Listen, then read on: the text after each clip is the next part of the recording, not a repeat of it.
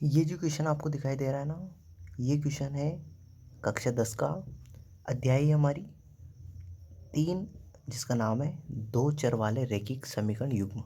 ठीक है, तो अध्याय 3 की जो प्रश्नावली है हमारी 3.1, अध्याय 3 की प्रश्नावली कौन सी हमारी 3.1, उसका क्वेश्चन नंबर कौन सा है, 5वां है। इसका मतलब ये है कि अपनों ने जो 3.1 प्रश्नावली है उसका क्वेश्चन नंबर 1 से लेकर 4 तक हमने कर लिए हैं। यदि आपने वो वीडियोस नहीं देखे तो आप जाके उन क्वेश्चन को देख सकते हैं, अच्छे से समझ सकते हैं। अब क्वेश्चन नंबर जो 5 है हमारा, वो है कि एक आयताकार भाग है। ठीक है, आयताकार मतलब आयत के आकार का। ठीक है, ये जैसे ये देखो, ये एक आयताकार शेप है। ठीक है, ये आयत हो गया। ठीक है, जिसकी आमने सामने की भुजाएं क्या होती है, बराबर होती है ना। तो एक आयताकार भाग है जिसकी लंबाई चौड़ाई से 4 अधिक है, और इस जो आयताकार भाग है ना, इसका अर्ध परिमाप दे रखा अपने को 36 मीटर। तो अपने को बताना है कि भाग, ये आयताकार भाग है ना, इसकी विमाएं क्या है, विमाएं मतलब लंबाई चौड़ाई क्या है, ये बतानी है अपने को। ठीक है, तो सबसे पहले इसकी जो दो समीकरणें बनेगी उन समीकरणों को बनाना सीखे पहले, सबसे पहले तो देखो, एक आयताकार भाग है हमारे पास जिसकी लंबाई और चौड़ाई से 4 अधिक है। लंबाई किससे अधिक है, चौड़ाई से 4 अधिक है। ठीक है, अब देखो, सबसे पहले माना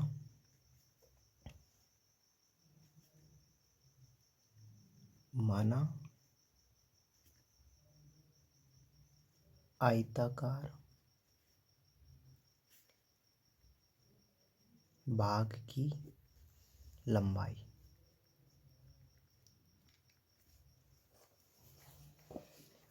सबसे पहले मान लेना है कि माना आयताकार भाग की जो लंबाई हमारी वो है x मीटर। m मतलब मीटर, x मीटर है ना।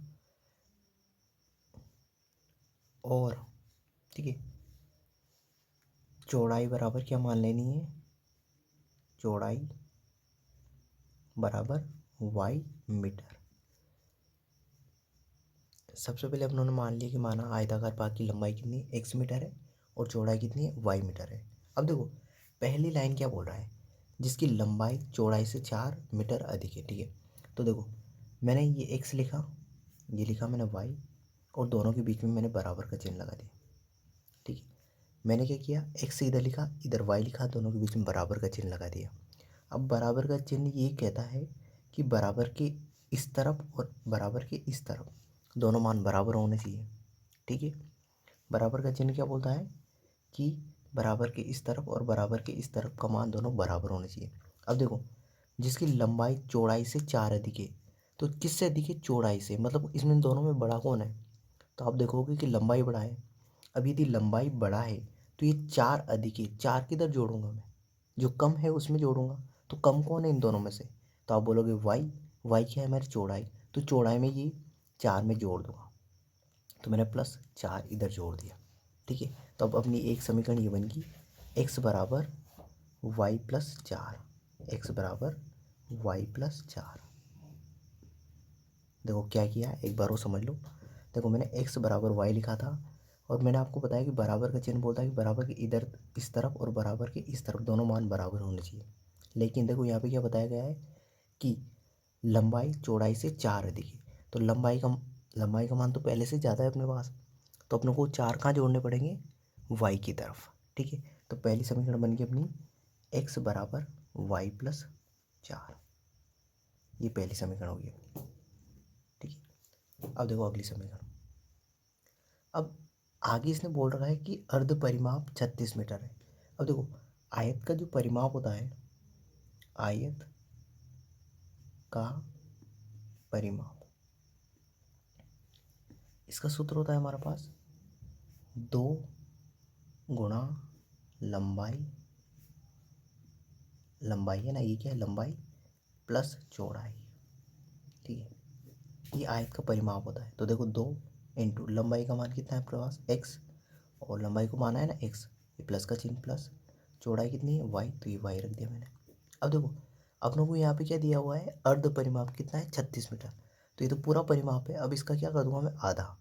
तो देखो, इसका आधा कैसे करूँगा, किसी भी चीज़ का आधा करना है ना, तो उसमें 2 का भाग दे दो, किसी भी चीज़ में आधा करना है तो उसको मैं क्या करना है, 2 का भाग।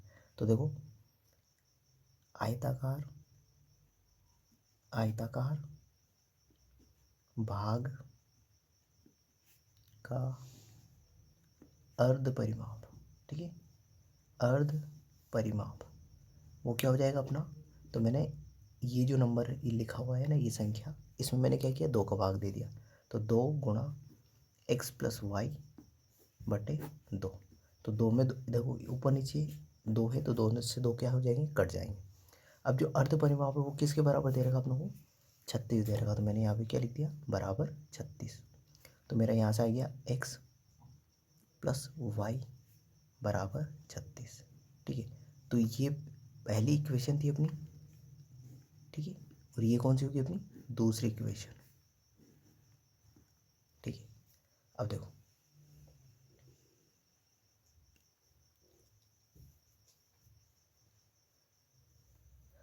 इनको सिंपल तरीके से अपन क्या कर सकते हैं, सोल्व करके अपन इसका मान निकाल सकते हैं। जैसे देखो ये इक्वेशन नंबर सेकंड है। अब देखो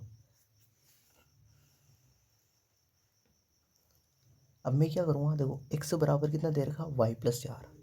x का मान दे रखा अपने को y प्लस 4। तो ये x का मान इस समीकरण 2 में रख दूंगा मैं। तो यहाँ से समीकरण देखना, समीकरण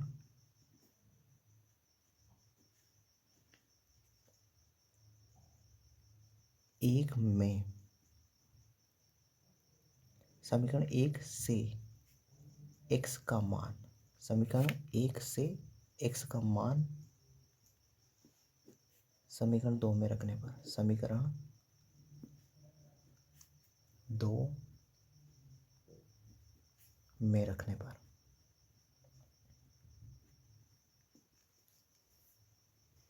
अब देखो आगे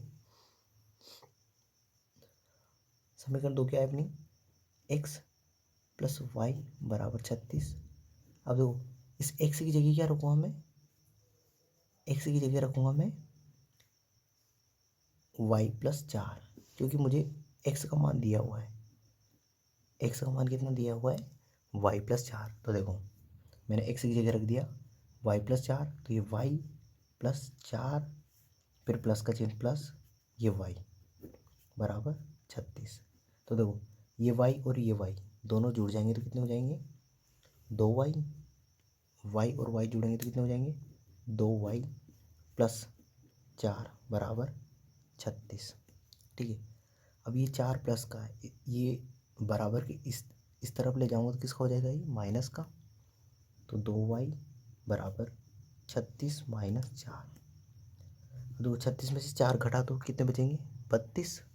तो 2y बराबर 32।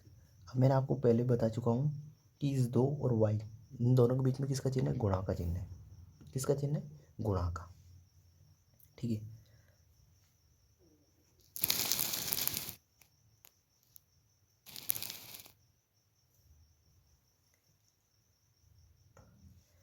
दो और y के बीच में किसका चिन्ह है, गुणा का चिन्ह है। ये 2 और y के बीच में गुणा का चिन्ह है। मुझे y का मान चाहिए, तो इस 2 को मैं बराबर के इस तरफ भेजूंगा। तो बराबर के इस तरफ भेजूंगा ना मैं, तो गुणा वाली संख्या कहाँ चली जाएगी, भाग में। तो देखो y बराबर आ जाएगा मेरा 32/2, और 32 में 2 का भाग दूंगा तो कितना आएगा, 16, ठीक है। 2 एकम 2, एक बचेगा, 2 छंग 12। तो 32 में 2 का भाग देंगे कितना आएगा, 16। तो y का मान आ गया अपने पास 16। y का मान कितना आ गया, 16। अब देखो x का मान निकालते हैं। देखो x का मान अब कोई सी भी समीकरण से निकाल सकते हैं। जैसे समीकरण 1 देखो, तो समीकरण 1 थी अपनी x बराबर y प्लस 4, यही थी।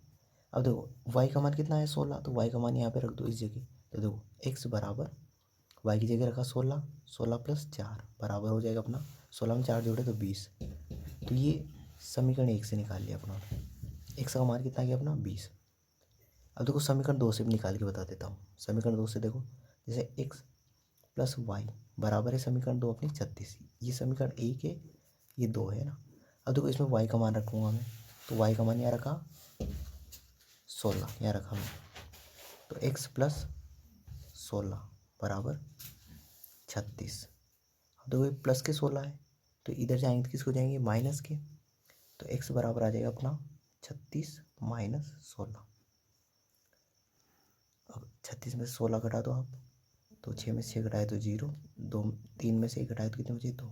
तो x का मान कितना आ गया अपना 20। तो देखो यहाँ से भी पहली समीकरण से निकाला तो भी 20 आ रहा है, दूसरी समीकरण से निकाला तो भी 20। तो देखो x बराबर आ गया अपना, x बराबर 20 आ गया और y बराबर आ गया अपना 16। तो देखो x क्या थी अपनी लंबाई और y क्या थी चौड़ाई, चौड़ाई है ना। तो इस तरीके से निकालना था। आई होप आपको पूरा समझ में आया होगा।